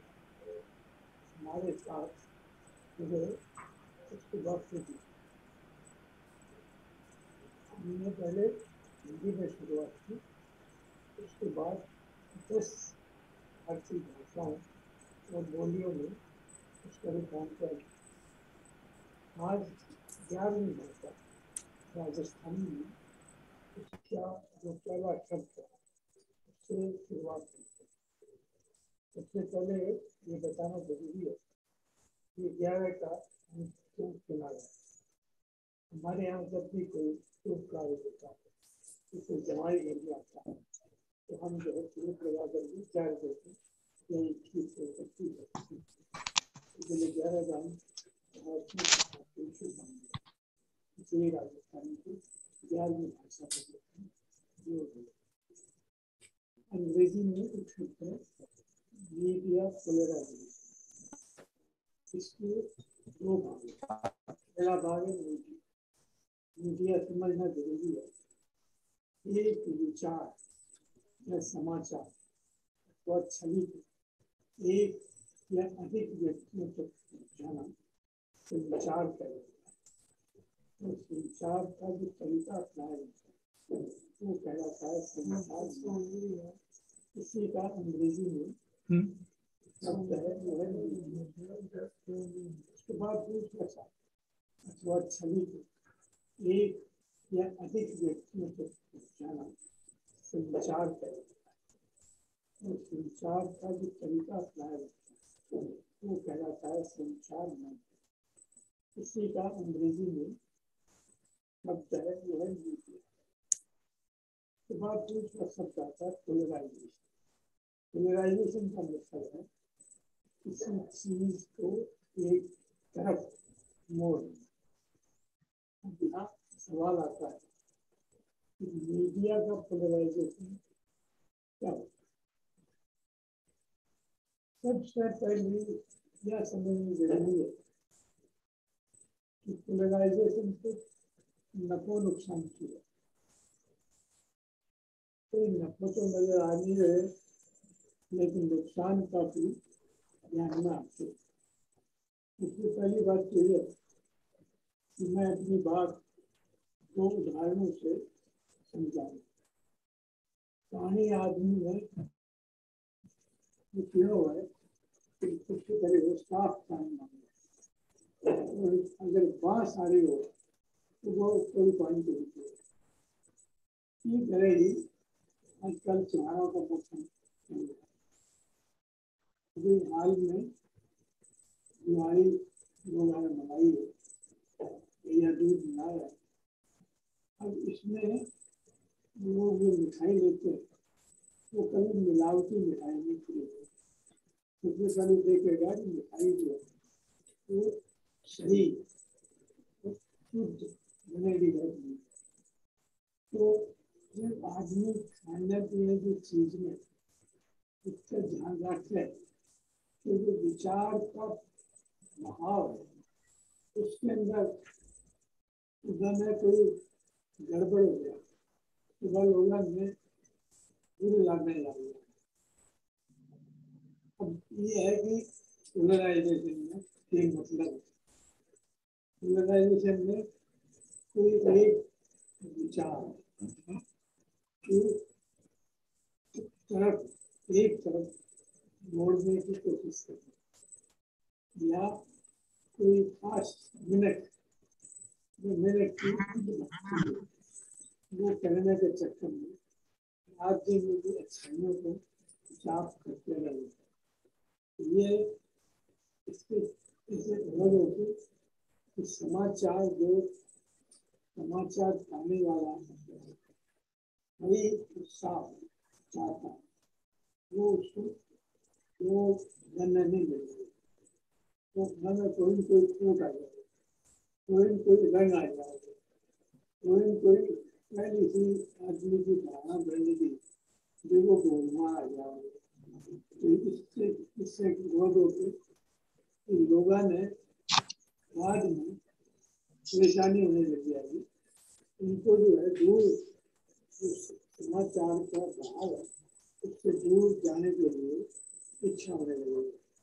तो उनको थोड़े दिन में लगने लगे, थोड़े दिन में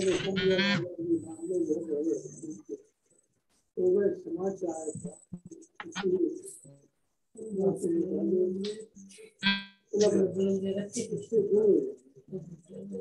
क्या होता है कि सबसे बड़ी चीज होती है साफ साफ तो नहीं रहेगी।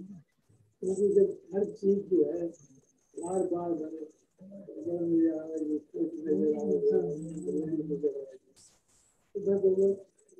तरीके से तो बाद में जो है आदमी को जो सही पहुंच निकल अधिकार है उसका वो उससे दूर होता चलेगा। समाज में एक खतरे की घटती जैसे इससे बचने के लिए जरूरी है कि आदमी को जो कुछ प्राप्त मिल रहा है वो सारा का सारा बिना बांस का मिल रहा है, बिना रंग का मिल रहा है, बिना मिलावट का मिल रहा है और बिना जो है अंधभक्ति का कुछ लगाए हुए मिल रहा है। Thank you so much, sir, for launching this 11th version of Media Dictionary, which is in Rajasthani and which is initiated by Professor media dictionary संगतिया अतुल कुमार मिश्र हाजिर बानी एक नया शब्द के लेके और आज के शब्द बाटे डिजिटल डिवाइड। स्टॉप डिवाइड का मतलब होला मोटा तौर पर बात करी जाओ तो विकासशील और विकसित देशों में सूचना। Yes sir. So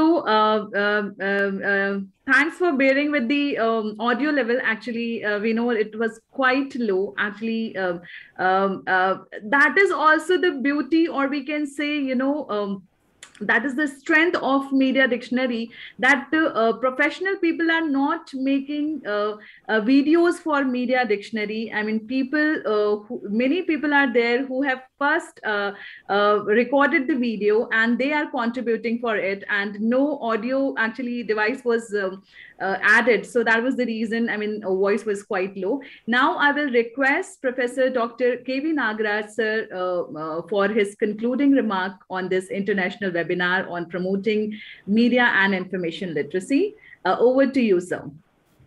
Thank you, Dr. Bhavana. You have done everything. You have already summed up the whole thing. Still, I believe I have to do my duty. Before that, I would like to make two statements rather. One is, I prepared a media dictionary in Kannada, from English into Kannada, as early as 1975, when I had joined the University of Mysore. So it is still there, and we are now trying to make it a big project, and we are going to submit a proposal to the state government for funding, so that we can have a very comprehensive media dictionary. In fact, I have been coining new words, media words, for those people who are interested in communicating in Kannada. So that is one thing. And the second thing is, I am willing to translate Dr. Baker's book into Kannada, and I will be happy if he permits me to do it. I will definitely do it because now I am a retired person. So I have enough time to focus on, so definitely I will do it. And with regard to what other people have stated, I have, you know, you have, all of you have been talking about the critical thinking. I think I should also be doing it.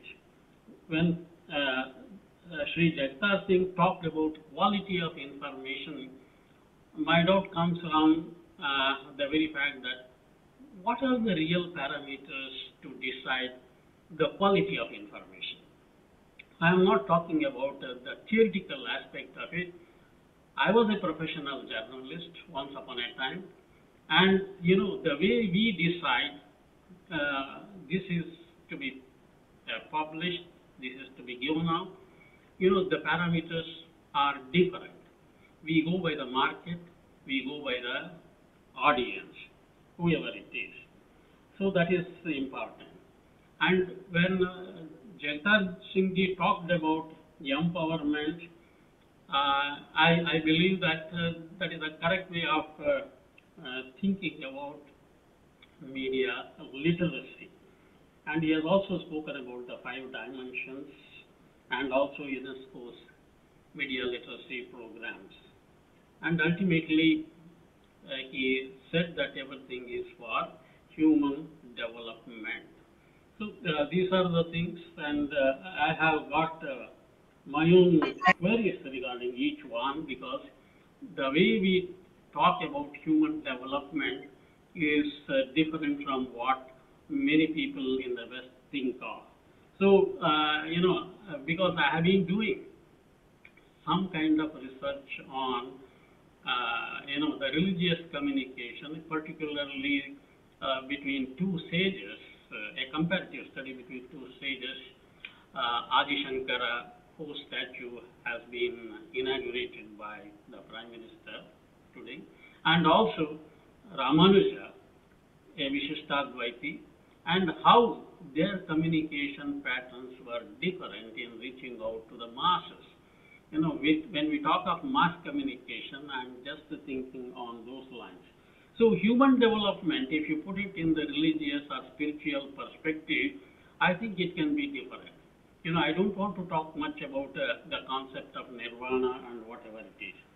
Then Vedavyas talked about intercultural dialogues and nonviolent communication. Since we have been interacting regularly on these topics, I would desist from giving out the details. Then Anubhuti talked about what she has been doing for media literacy, a wonderful initiative taken by her, and we all know what she has been doing. Then coming to Sri Frank Bakerji, he was at his best as usual. I have heard him, and the way he puts everything across to reach out to the people who are listening to him is fantastic. And he has spoken about advertising. He has spoken about the creation of words, which I have also been doing, and he has also spoken about the importance of teacher training for this purpose. With all this, I have my own, random ramblings to share. One is, why media literacy? Number one, there is too much of media right now in our country. If you go to the rural areas also, there are people, there are illiterates also, but the visual, they are all visual literates. The television has gone to them and radio has gone to them. So how are we going to, reach out to them? And more than that, what I have been doing, I am associated with an organization called Institute of Media Studies and Research in Mysore. What we do is, we go to the rural areas, particularly we go to the colleges and schools where girls are in majority or exclusively meant for girls. So we try to find out what they know about media and how they are going to dissect the media contents for their use. Quite astonishingly, more than the urban girls and ladies, I see them quite forthright and forthcoming in their opinion. It is quite gratifying. So I think we are planning to take it, but for COVID, we would have done it with a bang in rural Karnataka, but unfortunately, we could not do it. Now, with the pandemic decreasing, we plan to go to the rural areas. Of course, all these are projects funded mostly by private organizations and also the state government of Karnataka. So my second take is, media literacy should make people force media to become a constructive opposition to the government. Because, if there is no opposition to the government, we talked about governance earlier, I think I believe this is very important. And to me, when Vedavyas talked about nonviolent communication, which we discuss quite often, you see, for me, the government is the greatest perpetrator of violence. Because, in the name of maintaining law and order, in the name of maintaining peace and justice, whatever it is, we have been seeing, the quite a number of incidents where the government is held responsible.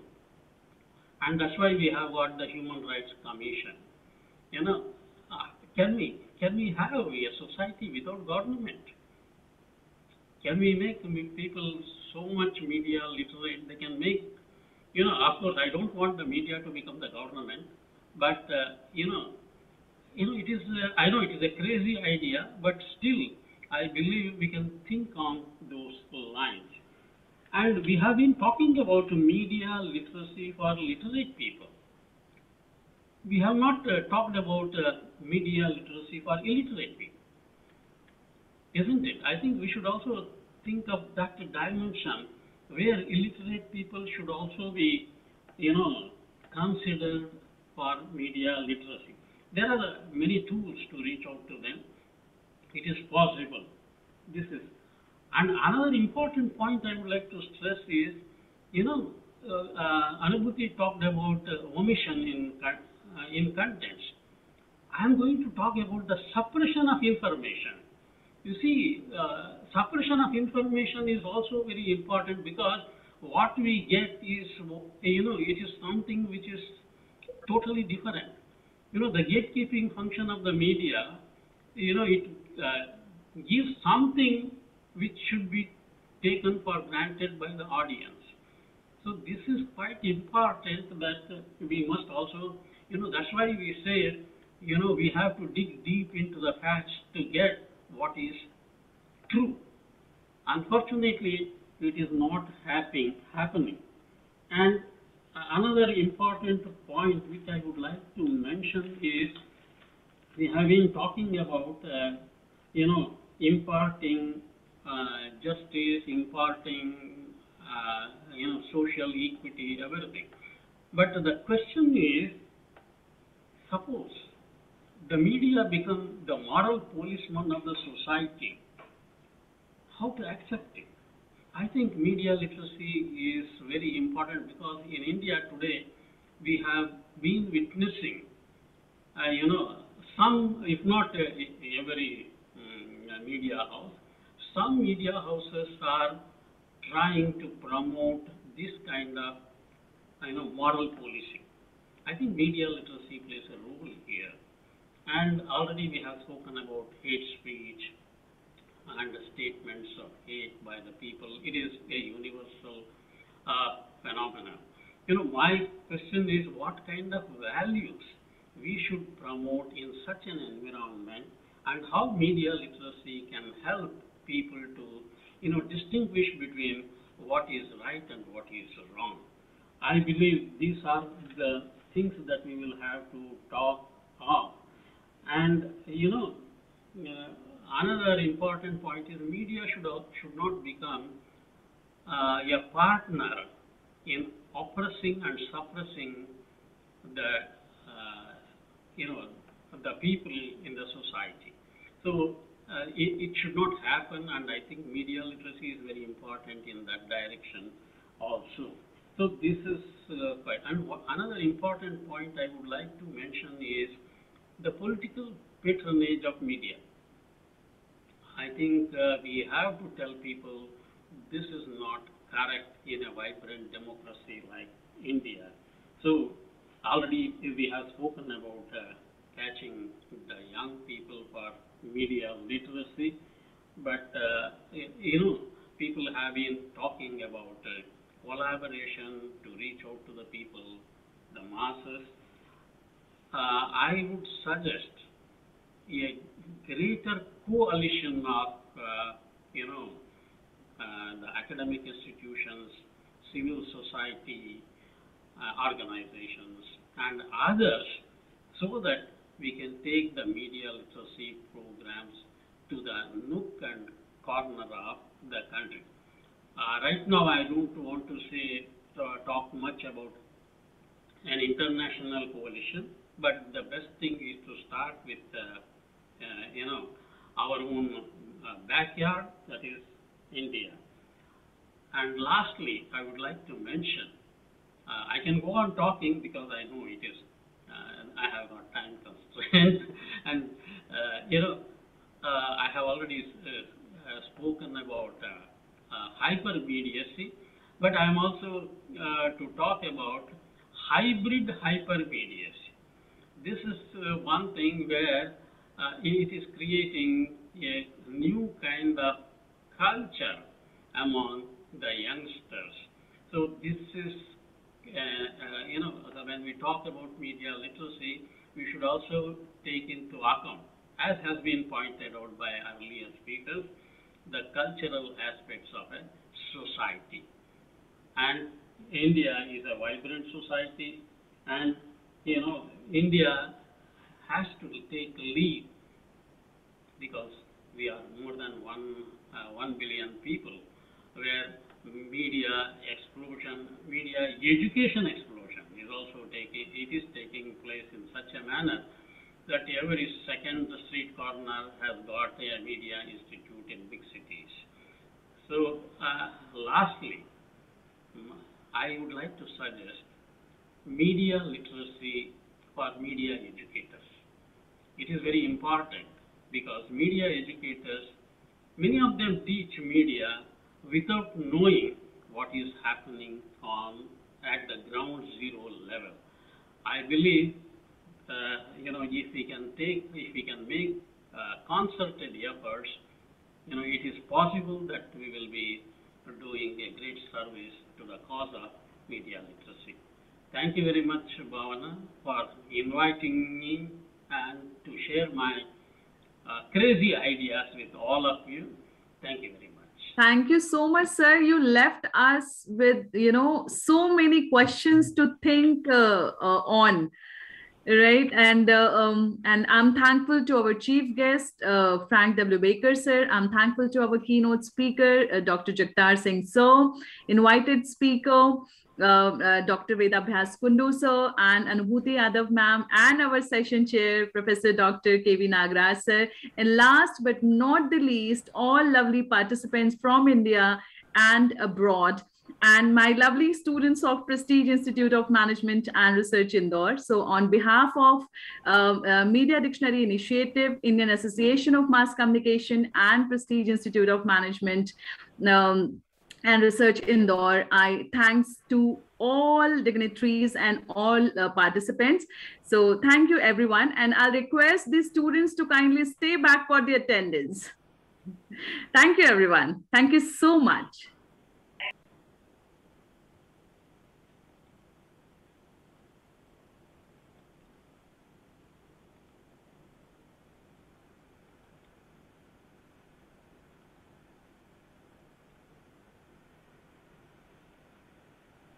Students of Prestige Institute they have to stay back for the attendance. Rest, the participants may leave. Thanks to all participants for your lovely participation and being with us for 2 hours. Thank you, everyone. Thank you, ma'am. Thank you so much, Sonuju. Thank you so much. So first, I will take the attendance of third year. Are you people ready? Yes, ma'am. Yes, ma'am. Okay, just a sec. Yes, Aditya Agrawal, Aditya Sharma, Akshat Jain, Anisha Batreja. Okay, just a sec, huh?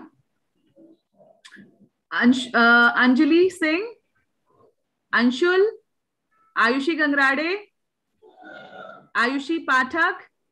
If somebody is muted and they just raise their hand or say present, please kindly tell me, because I have just opened this attendance thing, okay? Devashish, Dharnendra, Diya Present, Rathi. ma'am. Dharnendra is there? Yes, ma'am. Yes, Okay. ma'am. Diya Rathi, Gauri. Present, ma'am. Okay, beta. Ishika, Present, ma'am. Kashish, Komal. I have Present, ma'am.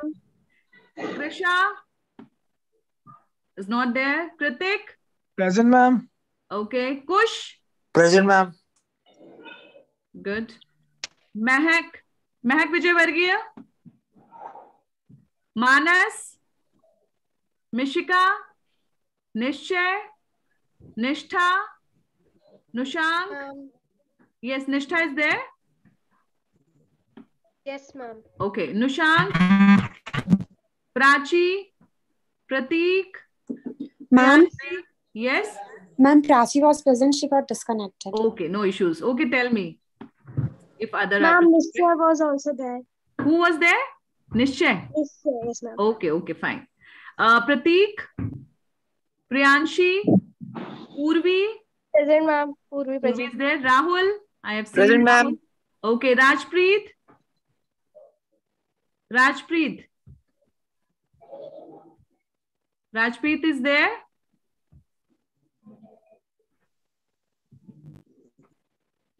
No? Rishwi? Sajal? Yes, ma'am. Okay. Sankalp Kulkarni? Sankalp Vilodia? Saransh Nigam? Shreya Khandelwal? Present, ma'am. Okay. Shruti? Shubhnav? Siddharth? Shrishti? Tanmay? Nichita, I have seen. Present, ma'am. Yes. Vedanshi? Present, ma'am. Vinayak? Yash Bhatnagar? Yusuf? Yusuf, I have seen. Just a sec. So now, okay, third year may leave. So now the attendance for second year, just a sec.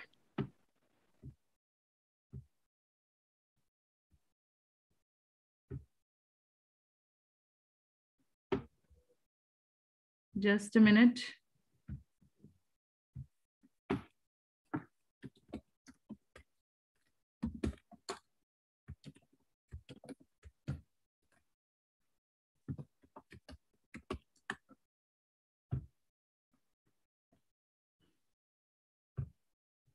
Just a minute, okay?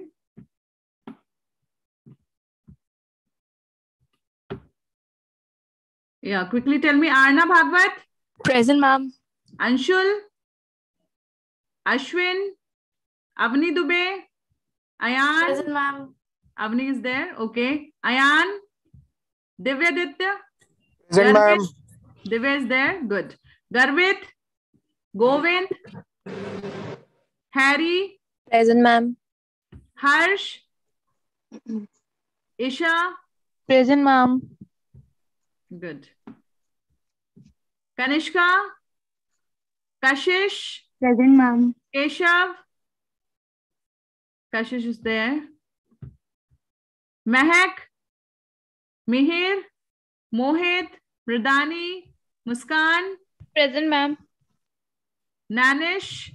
Nancy? Nandini? Present, ma'am. Nandini is there? Yes, ma'am. Okay. Pavni? Prakhar? Present, ma'am. Pavni is there. Prakhar? Pratyansha? Priyansh? Ritu? Rudraksh? Sahil? Saloni? Present, ma'am. Saloni? Yes, ma'am. Sanidhya? Shivaditya? Shrishti? Shrishti, I have Present, ma'am. Sneha? Trisha? Varsha? Yash? Yashasvi? Yashi? Yes, ma'am. Yashi is there? Yes, ma'am. Okay. Check. I have saved the attendance of second year as well. You may leave. Now I'll take the attendance of first year. Just give me a sec.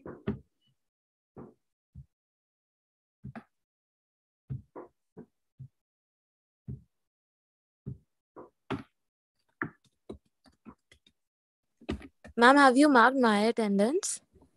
Who's that? Shrishti, third year. Shrishti.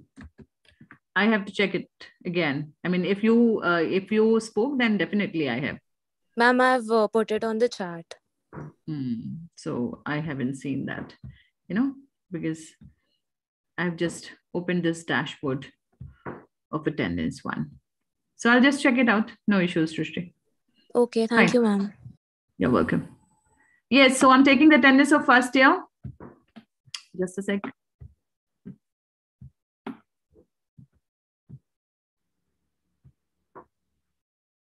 Yeah, Afreen, I have seen. Abhishek Baghel, Aditya, Ajink, Akshat, Amulya. Present, ma'am. Okay, Ananya, Anshika. Present, ma'am. Anshita, Anurag. Present, ma'am. Anshita is there? Okay. Yes, ma'am. Anurag, Aryan, I have seen. Ashwajit. Chintan, I have seen. Disha. Devesh. Girish. Harsh. Insha, I have seen. Ishika. Kanishka. Krishi. Kunal. Marvin. Sazan. Mrunal. Palak. Palak, I have seen. Present, ma'am. Yes. Pearl, too, I have seen. Piyush. Yes, ma'am. Present, ma'am. Okay. Priyanshi. Present, ma'am. Priyanshu. Purnansh. Present, ma'am. Okay, good. Radhika. Ragini.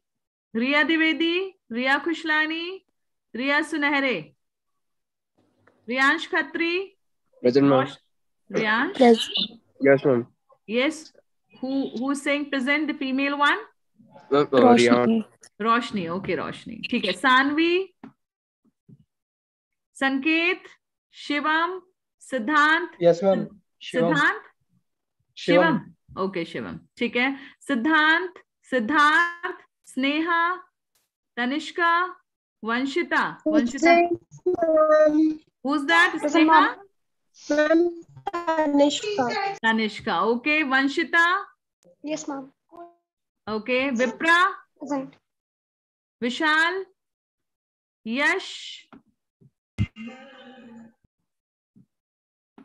And Zalak. No? Ma'am, Jalak is there. Oh, she is there? Yeah, ma'am.